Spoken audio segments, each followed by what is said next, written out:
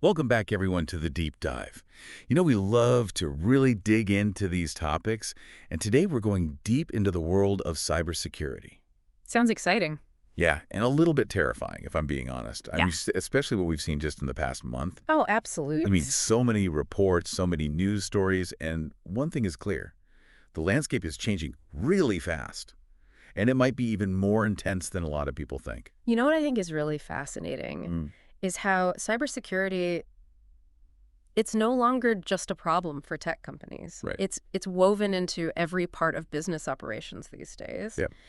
And the vulnerabilities are often in places you wouldn't expect. Yeah. You think about something like GPS. I mean, No. I think we all just kind of take it for granted. Sure. But even that is a target now. The FAA is actually warning commercial pilots about GPS spoofing. That's crazy. Right. Like, think about the chaos if a plane gets tricked into thinking it's somewhere it's not.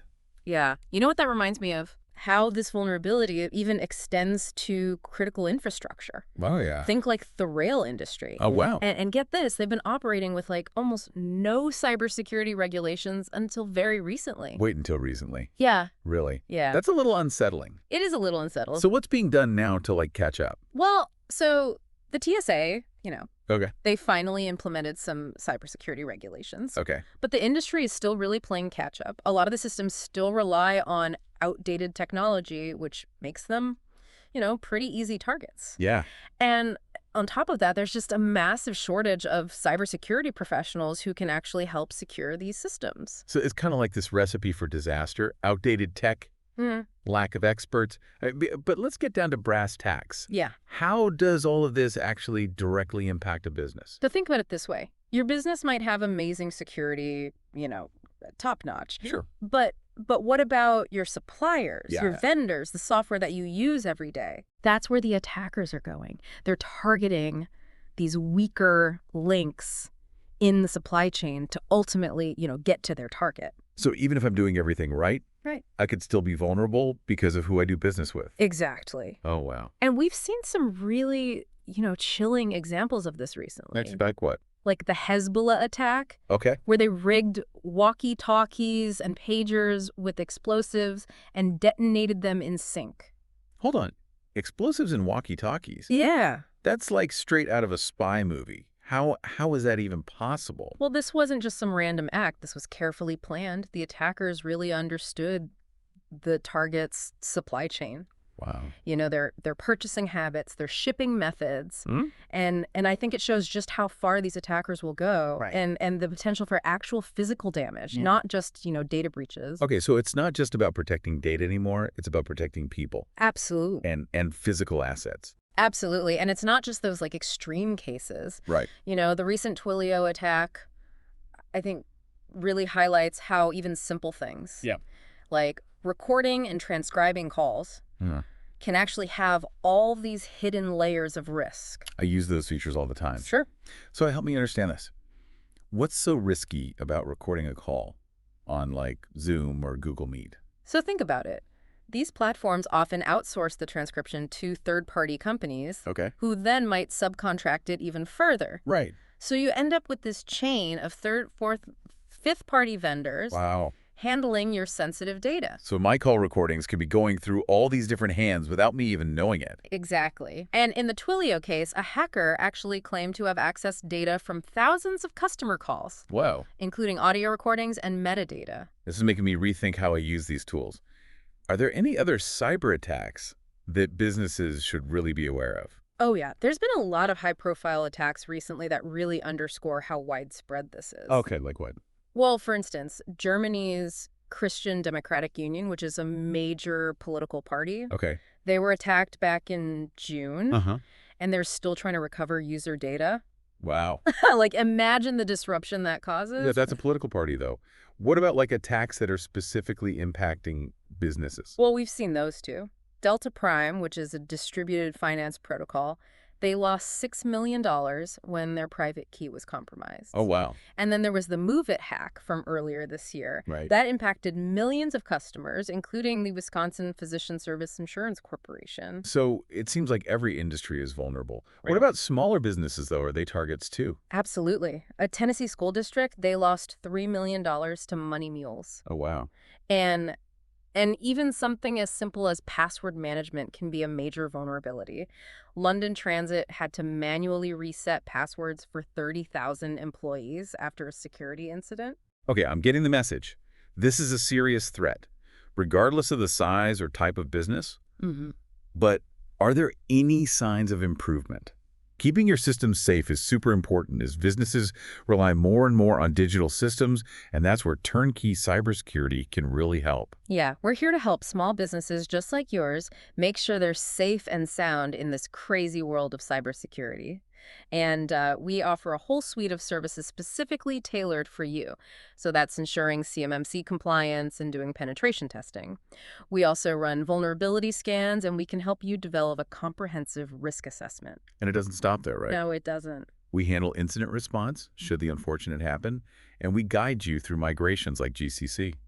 We just want to make sure your transitions are smooth and that you're secure. It's all about peace of mind, right? You focus on what you do best, running your business, and we'll make sure that your digital world is safe and sound. Like, is anything being done to make things more secure?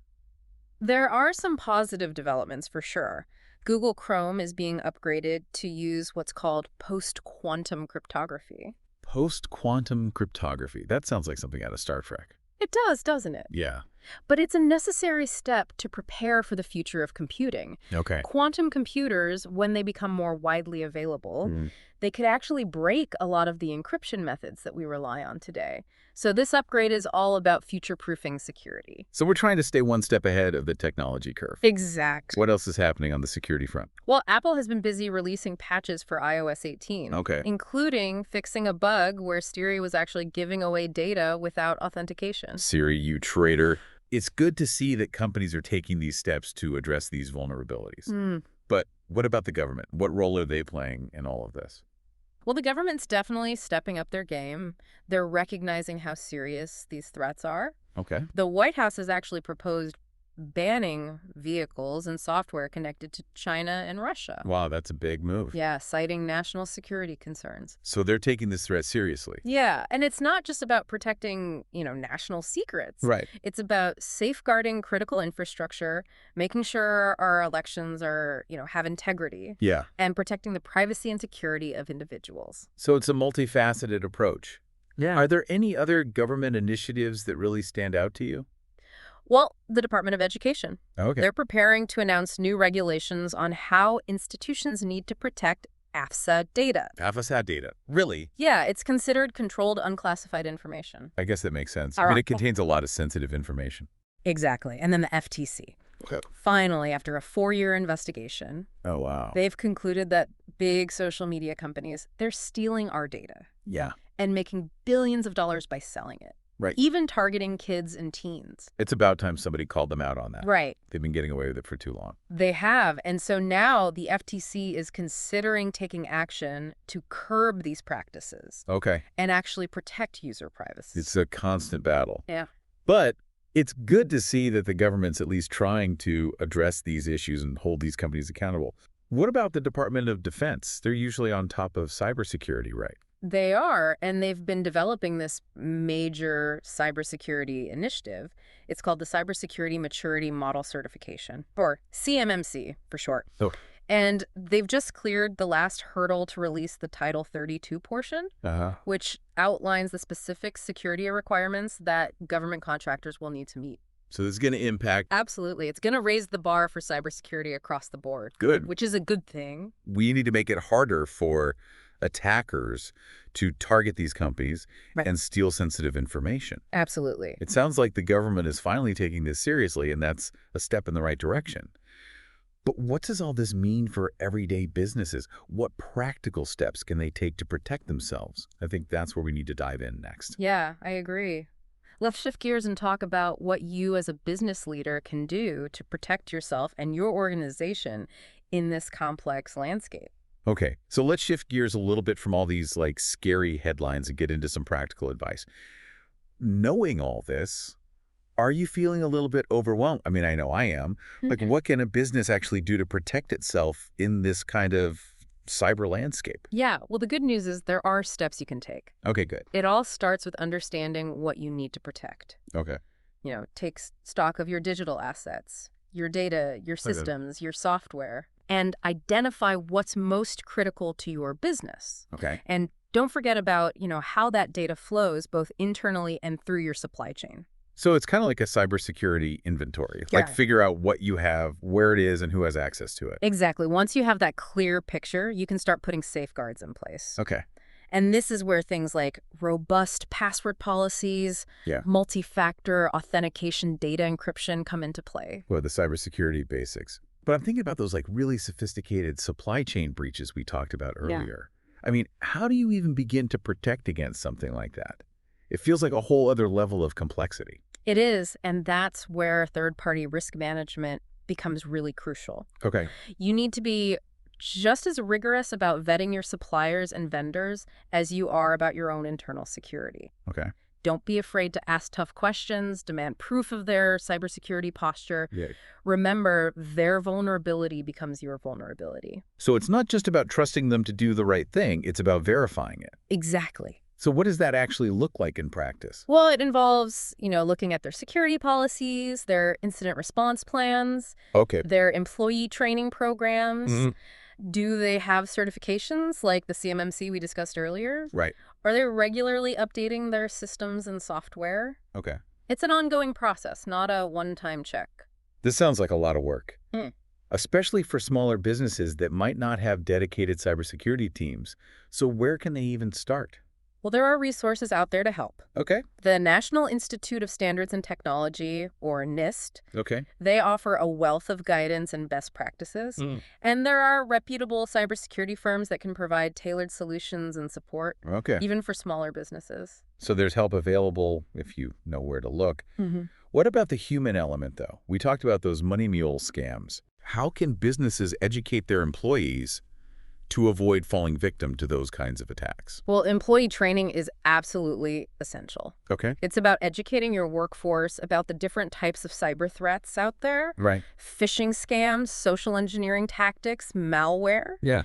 And it's not just a one-time thing. Ongoing training and reinforcement are key. Right. Because the bad guys are constantly coming up with new tricks. Exactly. Your employees are your first line of defense. They need to be aware of the risks, know what to look out for, and know how to report anything suspicious. So awareness, strong security policies, third-party risk management, employee training. It's a lot to juggle. It is. Any advice for like overwhelmed business owners who are trying to keep all those balls in the air? Well, one thing I always emphasize is the importance of having a well-defined incident response plan. Okay. No matter how strong your security measures are, there's always a chance something could slip through the cracks. So incident response, let's break that down. What does a good plan actually look like? Yeah, let's do that. First, you need to identify your incident response team. Okay. People who are responsible for handling a cybersecurity incident, Okay. from detection to recovery. So you're assembling your cybersecurity SWAT team. Exactly. They need to have the training, the resources, and the authority to act quickly and decisively. Right. Your plan should also outline clear communication protocols. Okay. Who to contact, how to communicate securely, what information needs to be shared. So this is sounding very official. Is it really necessary to have all of this documented in like a formal plan? Trust me, you don't want to be figuring this out on the fly in the middle of a cyber attack. Okay. Having a plan allows you to respond, effectively minimize the damage, and get back up and running as quickly as possible. So it's about being prepared, not panicked. Exactly. And your plan should be tested and updated regularly to make sure it remains effective Right. in the face of evolving threats. So kind of like a fire drill for your digital world. Precisely. And just like a fire drill, it should involve everyone in the organization. Okay. Employees need to know their roles and responsibilities Uh-huh. and be empowered to report anything suspicious. So it's about creating this culture of security awareness Absolutely. and preparedness throughout the entire company. Absolutely. And that culture starts at the top. Okay. Leadership needs to make cybersecurity a priority. Invest in the necessary resources and set the tone for a security-conscious workplace. Okay, I'm hearing the message loud and clear. Cybersecurity is everyone's responsibility, and we need to be proactive. But is it even possible to be truly secure in today's world? That's a great question. Yeah. And honestly, no system is 100% secure. Right. There will always be new threats, new vulnerabilities, new ways for attackers to exploit them, but that doesn't mean we should give up. Right. By taking the steps we've discussed, being aware, prepared, proactive, Uh-huh. we can significantly reduce our risk and make ourselves a much harder target. So it's not about achieving perfect security. It's about managing risk. Exactly. And that requires a multifaceted approach that involves technology policies, people, and culture. Okay, that's reassuring. But before we move on, I want to circle back to those cyber-physical attacks we talked about earlier. Okay. The idea of hackers causing physical harm through connected devices is pretty unsettling. Sure. Is that something businesses really need to worry about? It's a valid concern. Yeah. While the Hezbollah attack was a targeted operation, Right. in a conflict zone, it highlights how cyber attacks can have real-world consequences. Yeah. As the lines between the digital and physical worlds blur, we can expect to see more of these kinds of attacks. So we're talking about a future where hackers could potentially disrupt critical infrastructure, transportation systems, even cause physical harm Potentially. using compromised devices. Yeah. That sounds like something out of a dystopian sci-fi movie. It might sound like science fiction, but the threat is real. And it's one we need to take seriously. Right. The first step is raising awareness. Right. Educating policymakers, business leaders, and the public about the potential risks and the need for robust security measures. So we need to expand our thinking about cybersecurity. For sure. It's not just about data breaches and financial scams anymore. Right. Cybersecurity is now about protecting people, property, and critical infrastructure. Wow. It's about protecting our way of life. Okay. Deep breaths. This is a lot to take in. But I have to ask, with all these evolving threats, is there anything individuals can do to protect themselves and their communities? Or does it all come down to governments and big corporations? Individuals absolutely have a role to play. Okay, good. And in our next segment, we'll dive into some practical steps you can take to enhance your own cybersecurity and contribute to a more secure digital world. All right. I'm looking forward to that. But for now, I think we all need a moment to process all this information. It's been a lot to digest. All right, we're back. And I gotta say, all this talk about cyber-physical attacks has me looking at my smart devices a little differently. Yeah.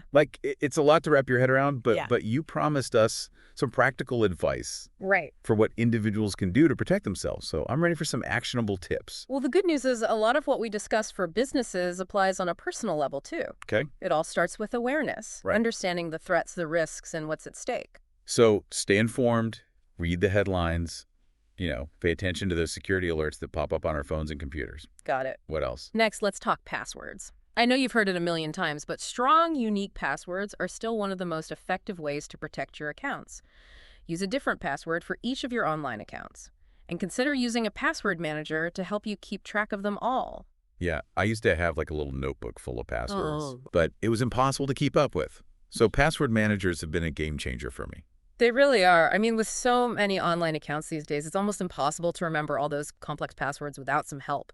And a password manager can generate strong passwords and store them securely. So you only have to remember one master password. Okay, strong passwords check.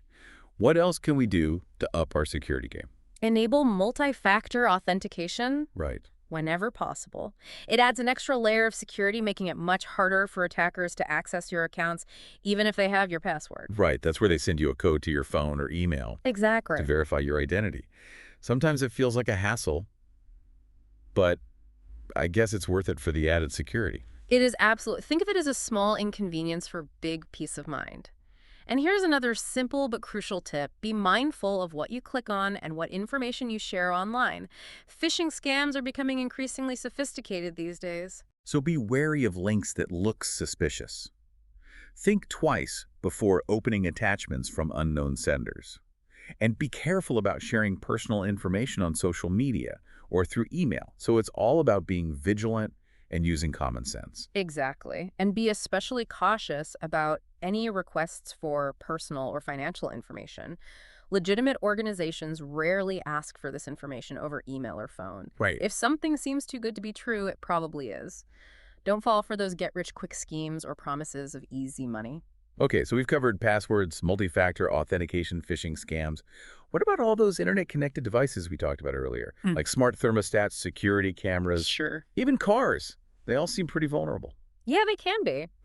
These devices are often targets for hackers who can use them to disrupt services, steal data, or even cause physical harm. So it's essential to be mindful of their security. So how do we actually protect ourselves? I mean, it seems like everything is connected these days. It is, and start by buying from reputable manufacturers who prioritize security. Change those default passwords. You'd be surprised how many people leave those as is. Keep your device software updated. Be aware of the data that your devices are collecting and transmitting. And if you're not comfortable with the level of security a particular device offers, don't buy it. That's a good point.